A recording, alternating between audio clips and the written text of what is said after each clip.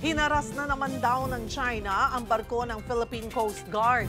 Ayon sa PCG, pinuntahan ng barko nila ang isang fishing vessel na humingi ng saklolo malapit sa Zambales kahapon. Isa kasi sa mga mangingisda nito ang namatay habang nasa laot. Pero habang ginagawa ang retrieval operation, tinangka silang pigilan ng Chinese Coast Guard. Kaugnay po niyan, magkakausap natin si PCG spokesperson for the West Philippine Sea, Commodore J. Tariela. Magandang tanghali po sa inyo, sir.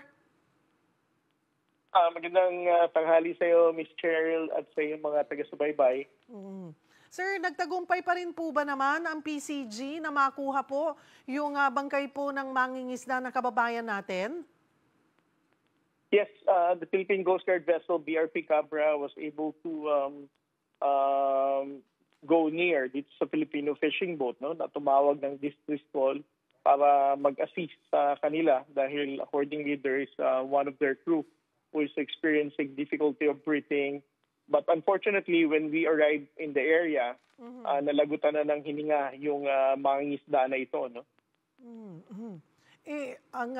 Yun nga po, yung balita ay hinarang tayo ng CCG dito po sa retrieval operation. Alam ho ba nilang nagdi-distress call po yung ating mga kababayan doon at yung ganung sitwasyon? Yes, Ms. Cheryl, no? Kapag gumamit ka kasi ng Marine Band Radio, that is actually a public broadcast, no? Especially if you're calling for distress.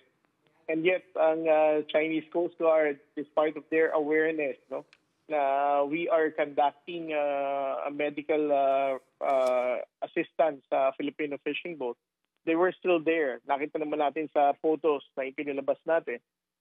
Despite of the very big waves, no, na malalaking alon na pinagdadaanan ng bangka at for the Coast Guard to maneuver quickly, nakita natin dito ang China Coast Guard vessel na nagsha-shadow ng Filipino fishing boat. Gaano ho ba karaming sea vessels ng CCG yung nasa lugar ng mga panahong iyon?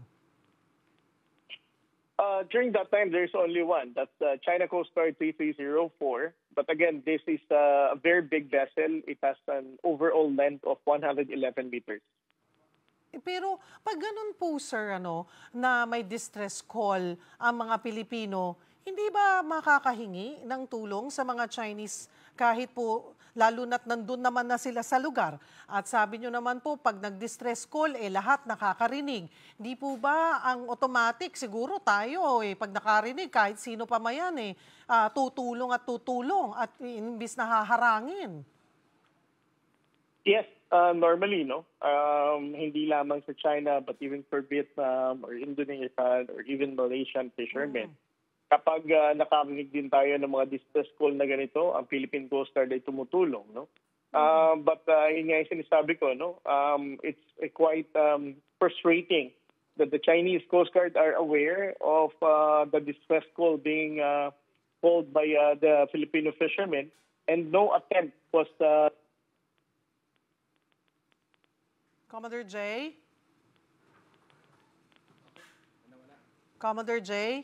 Alright, naputol po ang ating linya ng komunikasyon kay Commodore J. Tariela at susubukan po natin siyang balikan.